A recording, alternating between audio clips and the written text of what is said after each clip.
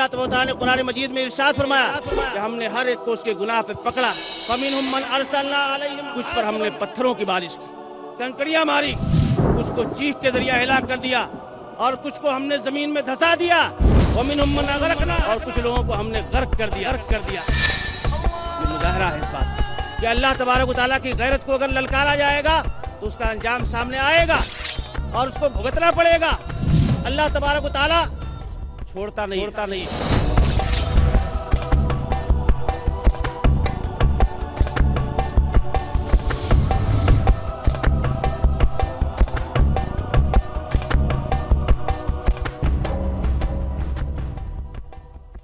اللہ کے بندو, اللہ کی اطاعت کرنا سیکھو.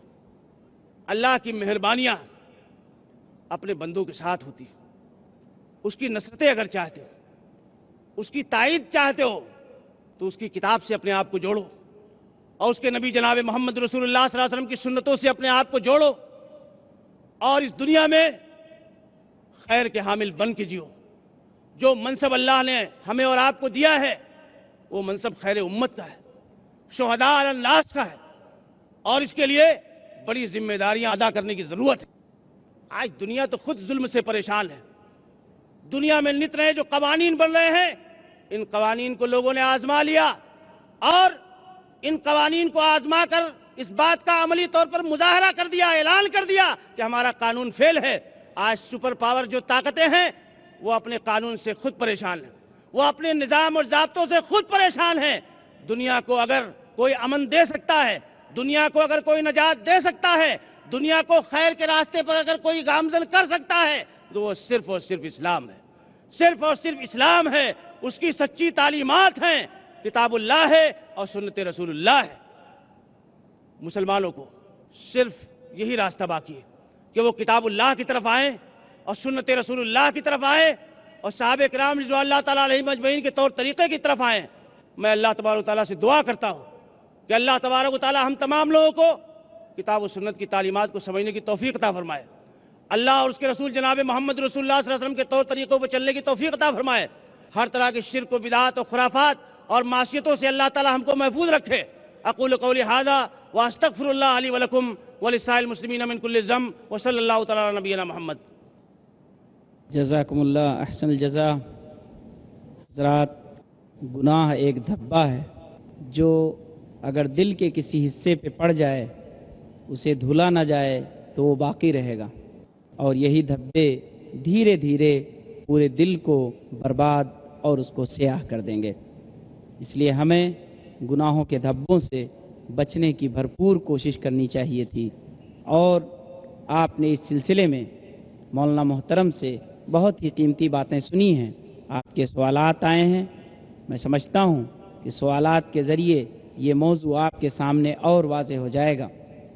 حضرات, اب آئیے سوال و جواب کے سیشن میں ہم شامل ہوتے ہیں. مولانا محترم سے سوالات آپ کے ہوں گے. اقبال مسالہ والے جو بزنس مین ہیں وہ لکھتے ہیں کہ حالیہ دنوں میں جو بھی بڑے بڑے زلزلے آئے وہ زیادہ تر مسلم ممالک میں آئے, تو کیا اس کا مطلب یہ ہے کہ مسلمانوں کے گناہوں کی نحوست غیروں سے بڑھی ہوئی ہے, جبکہ واقعہ اس کے برخلاف ہے؟ الحمدللہ رب العالمین وبہ استعین. محترم حضرات, بلا شبہ مسلم امت خیر امت ہے, اور آج بھی مسلمانوں میں مجموعی اعتبار سے جتنا خیر پایا جاتا ہے وہ دوسری کسی امت میں نہیں پایا جاتا. بسا اوقات اللہ تبارک و تعالیٰ مصیبتوں میں مسلمانوں کو ڈالتا ہے, اور شدید ترین مصیبتوں میں ڈالتا ہے, تو اس کا یہ مطلب نہیں ہوتا کہ وہ ہمیشہ عذاب ہوتا ہے. جیسے کہ اللہ کے نبی صلی اللہ علیہ وسلم نے فرمایا کہ طاعون پچھلی امتوں پر عذاب کے طور پر بھیجا گیا تھا, لیکن میری امت کے لیے شہادت ہے. تو ایسا ہوتا ہے, لیکن یہ ہو سکتا ہے کہ اللہ تبارک و تعالیٰ کسی چیز کی چیتاونی کے طور پر, جیسا کہ اللہ نے قرآن مجید میں فرمایا کہ وَلَنُذِيقَنَّهُم مِّنَ الْعَذَابِ الْأَدْنَىٰ دُونَ الْعَذَابِ الْأَكْبَرِ لَعَلَّهُمْ يَرْجِعُونَ, کہ ہم ان کو چھوٹے چھوٹے عذاب کا مزہ چکھائیں گے بڑے عذاب سے پہلے تاکہ وہ لوٹ جائے. تو کبھی یہ چیتاونی اور تنبیہ ہو سکتی ہے, لیکن کسی خاص واقعے کے بارے میں یہ کہنا کہ یہ اللہ تبارک و تعالیٰ کا عذاب ہی ہے اور فلاں امت پر عذاب ہے، یہ ہمارا کام نہیں ہے۔ اس کا فیصلہ کرنا اللہ تبارک و تعالیٰ کا کام ہے۔ البتہ ہمیں وہ کرنا چاہیے کہ جیسے مائی عائشہ صدیقہ کائنات رضی اللہ تعالیٰ عنہ فرماتی ہے، تم لوگ جب بادل کو دیکھتے ہو تو خوش ہو جاتے ہو، لیکن اللہ کے نبی صلی اللہ علیہ وسلم دیکھتے تھے تو آپ کے چہرے کا رنگ اڑ جاتا تھا، اور ہم یہ پوچھتے تھے کہ اللہ کے نبی، لوگ بادل کو دیکھ کے خوش ہوتے ہیں اور آپ بادل کو دیکھ کر اتنے رنجیدہ کیوں ہو جاتے ہیں؟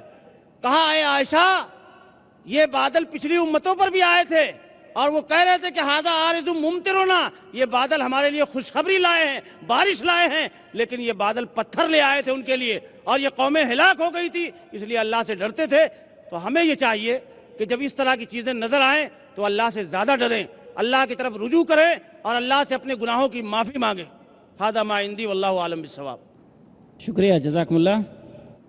عبد الباری صاحب کا سوال ہے، وہ کہتے ہیں ایک مسلمان پر جب کوئی مصیبت آتی ہے تو وہ اسے اللہ کی طرف سے آزمائش سمجھے یا اپنے گناہوں کی سزا؟ محترم حضرات، ایک مومن ہمیشہ خوف اور امید کے درمیان جیتا ہے، یہ مومن کی پہچان ہے۔ اللہ کے نبی جناب محمد رسول اللہ صلی اللہ علیہ وسلم نے بھی اور قرآن مجید میں بھی بہت سی آیات میں بتایا گیا ہے کہ یدعون ربہم خوفا وطمعا، کہ وہ اپنے رب کو خوف اور طمع سے پکارتے ہیں، اور اسی طریقے سے اللہ کے نبی صلی اللہ علیہ وسلم نے بھی بہت مقامات پہ فرمایا ہے۔ تو حضرات گرامی، اگر کوئی تکلیف آتی ہے، کوئی پریشانی آتی ہے، تو اس وقت مومن کا فریضہ یہ ہے کہ وہ اپنا محاسبہ کرے، اور محاسبہ کر کے اللہ تبارک و تعالیٰ کی طرف رجوع ہو اور توبہ کرے، اور یہ سمجھے کہ اللہ تبارک و تعالیٰ نے ہمیں یہ ایک موقع دیا ہے اور ایک چیتاونی ہے ہمارے لیے، ایک تنبیہ ہے کہ ہم اللہ تبارک و تعالیٰ سے توبہ کریں، اور جتنا بھی توبہ کریں وہ کم ہے اللہ تبارک و تعالیٰ سے، اور اللہ تبارک و تعالیٰ بے شک گناہوں کو معاف فرمانے والا ہے۔ اور اللہ نے قرآن مجید میں فرمایا کہ اے اللہ کے بندو، جنہوں نے اپنے نفسوں پر ظلم کیا ہے، اللہ کی رحمت سے نا امید مت ہو۔ تو اس طریقے سے ایک مومن کا ہمیشہ معاملہ ہوتا ہے کہ وہ خوف اور امید کے درمیان جیتا ہے۔ شکریہ، جزاکم اللہ۔ عتیق الرحمان صاحب جو دائی ہیں وہ لکھتے ہیں گناہ کرنا انسان کی فطرت میں ہے، تو فطرت کے خلاف جانا کیا مشکل کام نہیں ہے؟ اللہ کے نبی صلی اللہ علیہ وسلم نے فرمایا کہ کل مولود یولد الفطرت، کہ ہر پیدا ہونے والا بچہ جو ہے وہ فطرت یعنی اسلام پر یا فطرت سلیمہ پر پیدا ہوتا ہے، یعنی فطرت سے برائی لے کر نہیں آتا ہے۔ فَأَبْوَاهُ يُهَوِّدَانِهِ أَوْ يُنَصِّرَانِهِ أَوْ يُمَجِّسَانِهِ، اس کے ماں باپ، اس کا ماحول اس کو آلودہ کرتا ہے، اور کبھی کبھی یہ آلودگی اتنی بڑھ جاتی ہے کہ دل کے اندر کجی پیدا ہو جاتی ہے، اور اس کجی کی وجہ سے آدمی تباہی بربادی کی طرف چلا جاتا ہے۔ لیکن کبھی کبھی آلودگی ایسی ہوتی ہے کہ تذکیر سے، نصیحت سے یا اچھی صحبت سے یہ ختم ہو جاتی ہے۔ اسی لیے اللہ کے نبی صلی اللہ علیہ وسلم نے فرمایا کہ ہمیشہ اچھی صحبت اختیار کرو، اور کوئی بھی آدمی دوست بنانے سے پہلے یہ دیکھے کہ وہ کس کو دوست بنا رہا ہے۔ تو فطرت میں کجی نہیں ہوتی، فطرت آلودہ ہوتی ہے، اور جیسا انسان کا ماحول ہوتا ہے اس ماحول سے آدمی متاثر ہوتا ہے۔ اور اسی لیے کہا گیا کہ بھئی ماحول، اور وہ 100 آدمی جس نے قتل کیا تھا اس سے کیا کہا گیا کہ جہاں نیک لوگوں کی بستی ہے اس کی طرف جاؤ، اور جب وہ نیک لوگوں کی بستی کی طرف بڑھا تو اس کی جان نکالنے کا وقت آ گیا۔ اور جیسا کہ مشہور حدیث ہے کہ فرشتے عذاب کے اور رحمت کے دونوں یہ کہنے لگے کہ بھائی ہم نکالیں گے، تو اللہ نے ایک حکم بھیجا، کہا کہ جس کی بستی سے قریب پایا جاتا ہے اسی کے حکم میں مانا جائے گا۔ جب ناپا گیا تو ایک بالش تقریباً جو ہے نیک لوگوں کی بستی سے قریب پایا گیا، تو کہا گیا کہ جو رحمت کے فرشتے ہیں وہ اس کی جان نکالیں گے۔ تو یہ صحبت جو ہے یہ اثر انداز ہوتی ہے۔ جزاکم اللہ احسن الجزا۔ ایک بہن ہیں شبنم شیخ، SSC کی طالبہ ہیں، وہ کہتی ہیں کہ دنیا میں شریعت کی نگاہ میں عزت اور ذلت کا کیا پیمانہ ہے؟ بہت اچھا سوال ہے۔ دیکھیے، میں ایک مشہور واقعہ اللہ کے نبی صلی اللہ علیہ وسلم کی حدیث سے سناتا ہوں۔ صحیح روایت ہے اللہ کے نبی صلی اللہ علیہ وسلم کی۔ حضرت ابو ذر رضی اللہ تعالیٰ عنہ سے اللہ کے نبی صلی اللہ علیہ وسلم نے پوچھا، اے ابو ذر، فلاں آدمی کے بارے میں تم جانتے ہو؟ تو ابو ذر رضی اللہ تعالیٰ عنہ نے فوراً بتایا کہ ہاں اللہ کے نبی، میں فلاں آدمی کو جانتا ہوں، کیونکہ وہ بہت بڑا چودھری تھا، سماج و معاشرے کا بڑا مشہور و معروف آدمی تھا، پیسے والا تھا۔ کہا اس کے بارے میں تمہاری کیا رائے ہے؟ تو کہا اللہ کے نبی، اس آدمی کے بارے میں کیا رائے پوچھتے ہیں، جہاں جائے گا ہاتھوں ہاتھ لیا جائے گا، اس کی آؤ بھگت ہوگی۔ پھر اللہ کے نبی صلی اللہ علیہ وسلم نے پوچھا کہ یہ بتاؤ فلاں آدمی کے بارے میں تمہاری کیا رائے ہے؟ فلاں آدمی کو جانتے ہو؟ حضرت ابو ذر رضی اللہ عنہ نے فرمایا کہ نہیں اللہ کے نبی میں نہیں جانتا۔ ارے بھائی فلاں اس کا حلیہ ہے، اس طریقے سے اس کی صفات ہے۔ بہت دیر تک اللہ کے نبی صلی اللہ علیہ وسلم سمجھاتے رہے تو حضرت ابو ذر نے کہا اچھا وہ صفہ والا، یہ صفہ میں وہ لوگ رہتے تھے جو مختلف دور دراز سے آئے ہوئے عام طور پر غریب فقراء اور محتاجین وہاں پر رہتے تھے، جو اللہ کے نبی صلی اللہ علیہ وسلم کی خدمت میں بیٹھ کے قرآن سیکھتے تھے اور سنت کی تعلیمات سیکھتے تھے۔ اللہ کے نبی صلی اللہ علیہ وسلم نے پوچھا کہ اس کے بارے میں تمہاری کیا رائے ہے؟ کہا اللہ کے نبی اس کے بارے میں کیا رائے پوچھتے ہیں؟ یہ کہیں بھی جائے گا تو آدمی چہرہ پھیر لے گا، کون اس کو پوچھنے والا ہے؟ تب اللہ کے نبی نے فرمایا کہ لیکن اللہ کی نگاہ میں یہ جو صفہ والا ہے اس جیسے چودھریوں کے مقابلے میں زمین بھر لوگوں کے مقابلے میں زیادہ بہتر ہے۔ تو اللہ کی نگاہ میں عزت کا معیار اللہ کی اطاعت اور فرما برداری ہے، اور اللہ نے قرآن پاک میں اعلان فرمایا کہ ان العزت للہ جمیعا، کہ تمام کی تمام عزت اللہ کے لیے ہے، اور فرمایا گیا کہ عزت اللہ کے لیے ہے، رسول کے لیے ہے، مومنوں کے لیے ہے۔ تو اللہ تعالیٰ کے ہاں عزت کا معیار ایمان ہے، اللہ تبارک و تعالیٰ کی اطاعت ہے، اللہ تبارک و تعالیٰ کا تقوی ہے۔ یہاں معیار پیسہ، روپیہ یا خاندانی وجاہت یا منصب یہ معیار نہیں ہے۔ یہ سب معیار اگر اللہ کی اطاعت میں استعمال ہوتا ہے تو وہ خیر کی بات ہے، لیکن اگر اللہ کی اطاعت اور فرمان برداری میں نہیں استعمال ہوتا تو اس کی کوئی قدر و قیمت نہیں۔ انس عالم جو اسٹوڈنٹ ہیں وہ لکھتے ہیں کیا آج مسلمانوں کی پستی کی وجہ ہمارے گناہوں کی نحوست ہے؟ براہ کرم وضاحت فرمائیں۔ دیکھیے گناہ بے اثر نہیں ہوتے۔ اللہ کے نبی صلی اللہ علیہ وسلم کی صحیح حدیث ہے، علامہ البانی رحمۃ اللہ علیہ نے اس کو صحیح الجامع میں نقل فرمایا ہے کہ مختلجہ ارکن ولا عین الا بذنب، کہ کوئی بھی جو آنکھ پھڑکتی ہے، آپ دیکھتے ہوں گے آنکھ پھڑکتی ہے، ہمارے یہاں بہت ساری باتیں لوگ کہتے ہیں بھئی آنکھ پھڑکنے لگی تو فلاں یاد کر رہا ہوگا، اور صاحب فلاں کام ہو گیا تو فلاں یاد کر رہا ہوگا، اور فلاں یہ بات ہو سکتی ہے، مختلف تعویلات کرتے ہیں۔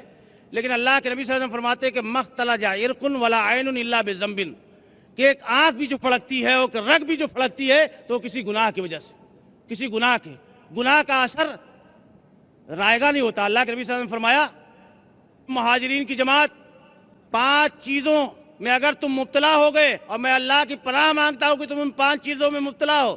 ایک تو یہ ہے کہ کسی قوم میں جب فحش کاری پھیل جاتی ہے تو اس میں طاعون پیدا ہوتا ہے، اور ایسی بیماریاں پیدا ہوتی ہیں کہ لم تکن مضت فی اسلافہم الذین مضوا، کہ ان کے جو سابقہ لوگ گزر چکے ہیں ان میں نہیں ہوتی۔ تو گناہوں کا اپنی جگہ پہ اثر ہوتا ہے، اور جب گناہ آدمی کرے گا تو پستی کی طرف یہ گناہ لے جائے گا۔ جیسے کہ میں نے حدیث آپ کو سنائی کہ جعل الذل والصغار علی من خالف امری، اللہ کے نبی صلی اللہ علیہ وسلم فرماتے ہیں کہ ذلت اور رسوائی اس کا مقدر ہے جو میرے احکام کی خلاف ورزی کرے گا۔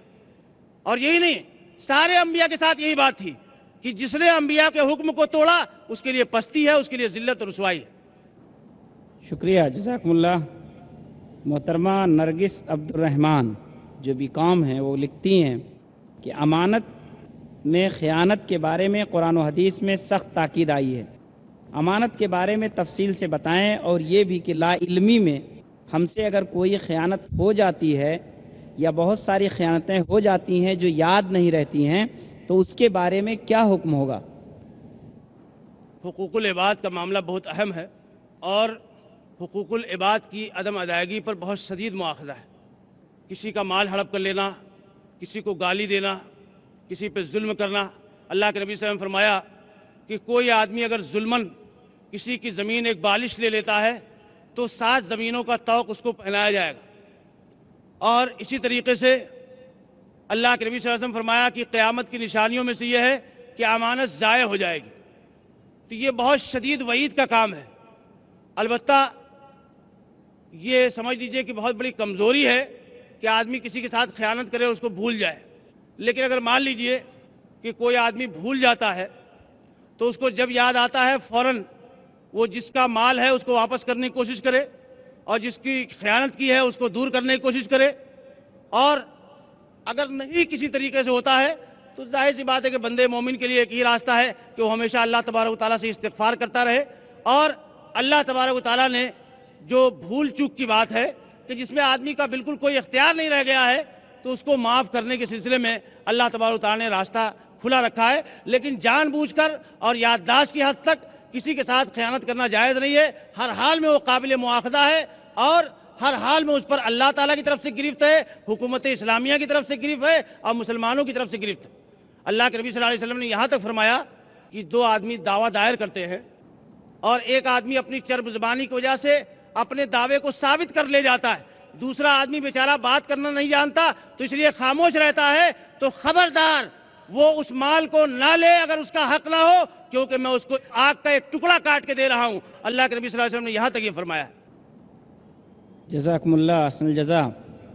محترم سعید احمد BCA وہ سوال کرتے ہیں، ایک شخص جو ایک گناہ کی توبہ کر لے لیکن پھر نفسانی خواہشات کی وجہ سے وہ گناہ اس سے ہو جائے تو کیا اس شخص کی توبہ دوبارہ قبول ہوگی؟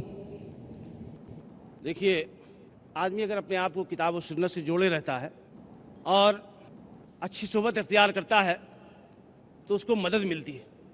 اگر وہ گناہوں کے ماحول میں زندگی گزارتا ہے تو بہت مشکل اس کے لیے ہے، لیکن تاہم اللہ کے نبی صلی اللہ علیہ وسلم کی ایک حدیث ہے کہ ایک بندہ گناہ کرتا ہے اور توبہ کرتا ہے اور رب سے مغفرت مانگتا ہے تو اللہ تبارک و تعالیٰ کہتا ہے کہ ان عبدی ھذا یعلم ان لہ ربا یغفر، کہ میرے فرشتوں گواہ رہو کہ میرا یہ بندہ جانتا ہے کہ اس کا کوئی رب ہے جو اس کو معاف کر سکتا ہے، لہذا میں نے اس کو معاف کیا۔ پھر آدمی سے گناہ ہو جاتا ہے، وہ کہتا ہے پروردگار عالم مجھ سے گناہ ہو گیا، پھر اللہ تبارک و تعالیٰ یہی کہتا ہے کہ اے میرے فرشتوں یہ میرا بندہ جانتا ہے کہ اس کا کوئی رب ہے جو گناہ کو معاف کر دیتا ہے۔ تو اللہ تبارک و تعالیٰ گناہوں کو بار بار معاف کرنے والا ہے، لیکن گناہوں پر اصرار نہیں کرنا چاہیے۔ دیکھیے سلف یہ کہتے تھے کہ چھوٹے گناہ اصرار سے کبیرہ بن جاتے ہیں، بڑے گناہ بن جاتے ہیں۔ اگر کوئی آدمی اس پر اصرار کرتا ہے تو اصرار میں سرکشی پائی جاتی ہے۔ البتہ اگر کوئی کمزوری کی وجہ سے کوئی گناہ ہو جاتا ہے تو ہمیشہ اللہ تبارک و تعالیٰ سے معافی مانگنا چاہیے، لیکن اپنے آپ کو گناہوں کا عادی نہیں بنانا چاہیے۔ جزاکم اللہ۔ اسلم صاحب کا ایک سوال ہے، وہ کہتے ہیں کہ قرآن میں لکھا ہے کہ نماز بے حیائی اور برائی بات سے روکتی ہے، جو لوگ نمازی ہیں اور وہ لوگ بھی بے شرمی اور بے حیائی دیکھتے ہیں یا ان سے دکھتی ہے، کیا ایسے لوگوں کی نماز قبول نہیں ہوگی؟ سلف نے اعمال کے قبول ہونے کی ایک علامت یہ بھی بتائی ہے کہ اس کے بعد آدمی کو نیکیوں کی توفیق ہو، وہ نیکی کا کام زیادہ کرے، تو یہ گویا علامت ہے اس بات کی کہ اس کی نیکیاں قبول ہو رہی ہیں۔ بلا شبہ نماز برائیوں اور بے حیائیوں سے روکتی ہے، لیکن وہ نماز ایمان کے ساتھ پڑھی جائے اور اس کے تمام تقاضوں کو پوری کر کے پڑھی جائے تو وہ نماز فائدہ مند ہوتی ہے، ورنہ بسا اوقات تو نماز بذات خود وبال جان بن جاتی، جیسا کہ اللہ کے نبی صلی اللہ علیہ وسلم نے فرمایا کہ کچھ لوگوں کی نماز ایسی ہوتی ہے جو ان کے منہ پر مار دی جاتی، یعنی اس نماز کی اللہ تبارک و تعالیٰ کے ہاں کوئی اہمیت نہیں ہوتی ہے۔ تو نماز جو ہے، جو اس کے آداب و ضابطے کتاب و سنت میں بتائے گئے ہیں، اس کے مطابق ادا کی جائے تو انشاءاللہ اس کا فائدہ ہوگا۔ تاہم نماز پڑھنے کے باوجود بھی کسی انسان سے کوئی غلطی ہو سکتی ہے، کوئی خطا ہو سکتی ہے، اور بڑے بڑے لوگوں سے خطا ہو جاتی تھی، تو وقتاً فوقتاً کوئی خطا ہو جانا یہ اس بات کی علامت نہیں ہے کہ اس کی نماز کا کوئی فائدہ نہیں ہو رہا ہے۔ اور اگر مان لیجیے نماز پڑھنے کے باوجود کوئی آدمی گناہوں میں مشغول ہے، تب بھی آپ اور ہم یہ حکم نہیں لگا سکتے کہ اس کی نماز کا کوئی فائدہ نہیں ہو رہا ہے۔ یہ حکم لگانا اللہ تعالیٰ کا کام ہے، اور اللہ تبارک و تعالیٰ جس طرح چاہے گا اس کا فیصلہ کرے گا، کیونکہ دلوں کو جاننے والا اور اعمال کی حقیقت کو جاننے والا اللہ تبارک و تعالیٰ ہے۔ شکریہ۔ برادرم انظار علی جو ابھی طالب علم ہیں، وہ لکھتے ہیں کہ فرعون نے اپنی پوری زندگی عیش و عشرت میں گزاری، اس کے گناہوں کی نحوست صرف اخیر میں ظاہر ہوئی، حالانکہ وہ پوری زندگی گناہوں میں ملوث تھا۔ ذرا روشنی ڈالیں۔ دیکھیے، اللہ تبارک و تعالیٰ کی سنت اس دنیا میں یہ ہے کہ وہ ظالموں کو ڈھیل دیتا ہے۔ قرآن اگر آپ پڑھیے تو آپ کو یہ معلوم ہوگا کہ صرف آخر میں نہیں بلکہ مختلف موقعوں پر قحط سالی مبتلا کیے گئے، میڈک کا عذاب آیا اور جوؤں کا عذاب آیا اور مختلف طرح کی چیزوں میں مبتلا کیے گئے، لیکن اللہ تبارک و تعالیٰ ظالموں کو ڈھیل دیتا ہے۔ بسا اوقات اللہ نے قرآن پاک میں فرمایا کہ اگر لوگوں کی بے عقلی کا خوف نہ ہوتا تو جو رحمان کے ساتھ کفر کرتے ہیں ہم ان کو سونے چاندی کی ان کی سیڑھیاں بنا دیتے، یہ تمام یعنی فراوانیاں ان کے اوپر کرتے جو ہے۔ تو دنیا کی جو فراوانیاں ہیں یا کشادگی ہے، اس سے دھوکہ نہیں کھانا چاہیے۔ اس کا یہ مطلب نہیں ہوتا کہ جو آدمی اللہ کو محبوب ہوتا ہے اسی کو اللہ تعالیٰ سونا چاندی یا بلڈنگ یا اعلیٰ چیزیں عطا کرتا ہے، یہ کوئی دلیل نہیں۔ اللہ تبارک و تعالیٰ بلکہ یہ کہتا ہے کہ جو رحمان کے ساتھ کفر کرتا ہے بسا اوقات اس کے اوپر مزید حجت پوری کرنے کے لیے اللہ تبارک و تعالیٰ اس کو زیادہ دیتا ہے۔ جزاکم اللہ۔ شیخ تسلیم BSc B.Ed، کیا دل کے گناہوں کی پکڑ ہوں گی جو کہ غیر ارادی طور پر دلوں میں پیدا ہوتی ہیں؟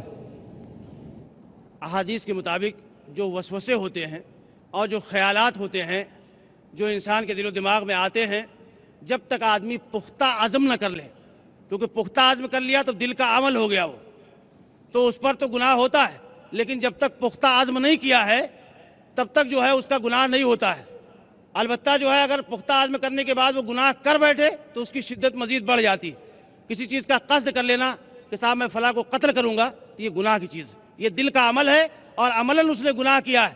اب کسی وجہ سے قتل نہیں کر پاتا ہے تو وہ الگ بات ہے، تو اس طرح کا عزم کرنا یہ باعث گناہ۔ البتہ جو خیال آتا جاتا ہے کہ بھائی ایسا کر لیتے تو اچھا ہوتا، ایسا ہو جاتا تو ٹھیک ہوتا، یا ایسا ہمیں کر لینا چاہیے تھا، تو اس پر کوئی مواخذہ نہیں ہے انشاءاللہ۔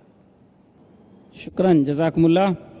شمس تبریز صاحب لکھتے ہیں کہ اسلام میں تقریباً سبھی کبیرہ گناہوں کی سزا متعین ہے اسی دنیا میں، پھر شرک کے لیے کوئی سزا اس دنیا میں کیوں نہیں ہے، حالانکہ شرک سب سے بڑا گناہ ہے؟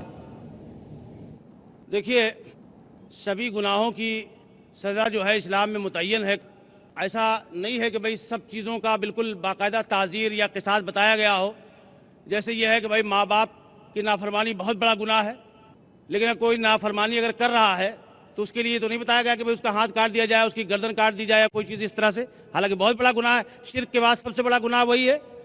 بعض چیزیں ایسی ہیں کہ جس کو اللہ تبارک و تعالیٰ نے اپنے لیے خاص رکھا ہے، اور قرآن پاک میں جیسے شرک کے بارے میں شدید، چونکہ دنیا میں اللہ تبارک و تعالیٰ نے یہ موقع دیا ہے کہ لا اکراہ فی الدین قد تبین الرشد من الغی، رشد اور غی کا راستہ الگ الگ ہے، واضح ہے، ممتاز ہے، کہ یہ کفر کا راستہ ہے، یہ ایمان کا راستہ ہے، یہ شرک کا راستہ ہے، یہ توحید کا راستہ ہے۔ تو حضرات گرامی، اللہ تبارک و تعالیٰ نے قرآن مجید میں فرمایا کہ ان اللہ لا یغفر ان یشرک بہ ویغفر ما دون ذلک لمن یشاء، کہ اللہ تعالیٰ شرک کو معاف نہیں کرے گا، حالانکہ اس کے سوا جتنے گناہ ہیں اللہ تبارک و تعالیٰ معاف فرما دے گا۔ تو کچھ گناہوں کو اللہ تبارک و تعالیٰ نے اس کی سزا اپنے ساتھ خاص رکھی ہے، اور وہ چیزیں جو انسانی سوسائٹی، سماج اور معاشرے کے نظام کو مختل کر سکتی تھی، بگاڑ سکتی تھی، اس کو فساد زدہ کر سکتی تھی، اس کے سلسلے میں سزا متعین کی گئی۔ جیسے زنا ہے، اس سے نسل انسانی برباد ہوتی ہے، سماج معاشرے میں بہت شدید کلیشز پیدا ہوتے ہیں، اس کی وجہ سے زنا کو قابل سزا جرم قرار دیا گیا۔ اسی طریقے شراب پینے سے دوسروں کو نقصان پہنچتا ہے، اس کو قابل سزا جرم قرار دیا گیا۔ چوری کرنے سے دوسروں کو نقصان پہنچتا ہے، اس لیے قابل سزا جرم قرار دیا گیا، اور دنیا میں اس کی سزا متعین کی گئی تاکہ دوسرے لوگوں کو عبرت ہو اور وہ انسانوں کو نقصان نہ پہنچائے۔